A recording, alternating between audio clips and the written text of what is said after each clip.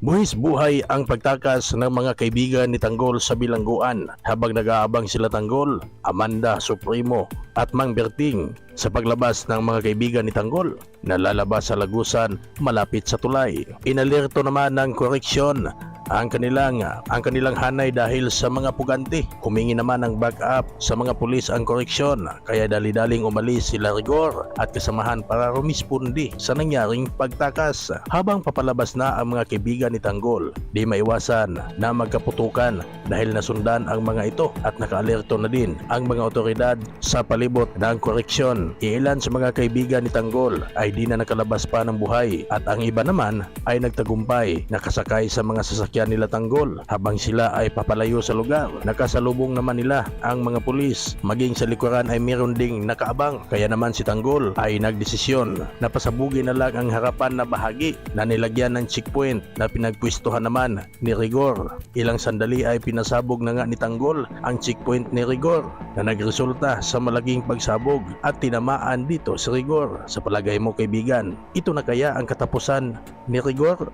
Sa kabilang dako, nagpakita na ang ama ni Pablo. Di pa man siya pinangalanan, ngunit galit ito na nagtanong kung sino ang pumatay sa kanyang anak. Mas magiging peligro ang buhay ni Bubbles dahil sa ama ni Pablo na maghihiganti sa pagkamatay ng anak, at si David naman nagagawa ng paraan para mapatay din si Bubbles kapalit ng kondisyon niya kay Senyora Bettina na siya ay kasal kay Catherine. Kaya dumiskarte kagad si David matapos ang kanilang kasunduan ni Senyora Bettina. Agad na sinuyod ang lugar kung saan napabalita na may biniling club si Pablo bago siya namatay. Sa paglilibot ni David ay napunta sila sa bar ni Boss B at dito na nalaman ni David na balak sana ang bilhin ni Pablo ang bar na yon dahil lang sa pagkakagusto niya sa isang waitress ng bar at siya si Bubbles.